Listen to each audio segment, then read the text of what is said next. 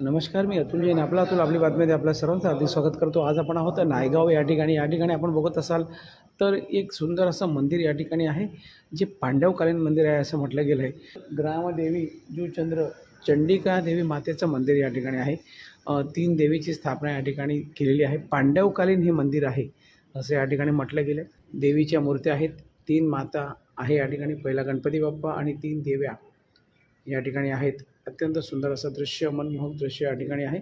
आणि एका डोंगरामध्ये या ठिकाणी देवीची ही 3 मूर्त्या या ठिकाणी अत्यंत सुंदर पद्धतीने पांडवकालीन स्थापित झालेल्या या मूर्त्या आहेत. किती उंचावर आहे आपण बघू शकता. एवढं उंच आपण आलेलो आहोत.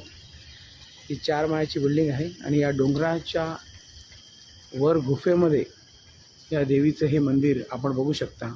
मुंबईपासून अगदी जवळ नायगाव पूर्व या ठिकाणी हे मंदिर. पाठकगुरुजी नमस्कार. नमस्कार. पाठकगुरुजी, या मंदिराची काय अशी आख्यायिका आहे असं तुम्ही सांगाल?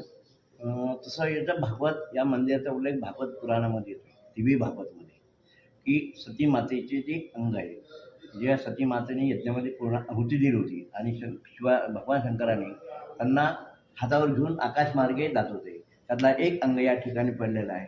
म्हणून या ठिकाणी स्वयंभू माता चंडिका माता म्हटलेली आहे.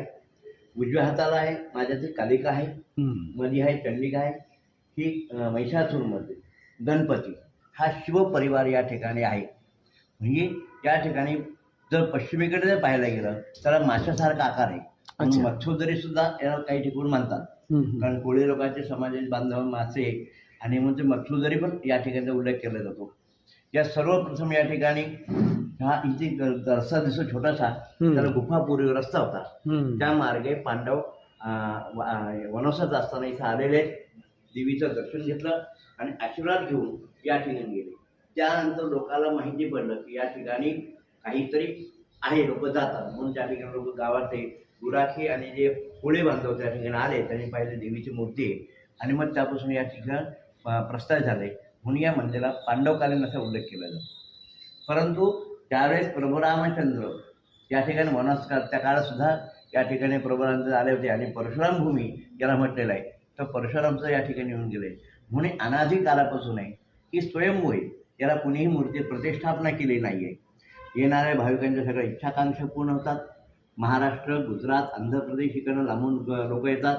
दर पौर्णिमेला या ठिकाणी मोठा उत्सव असतो आणि मंगळवारी पण या ठिकाणी मोठ्या प्रमाणात गर्दी असते.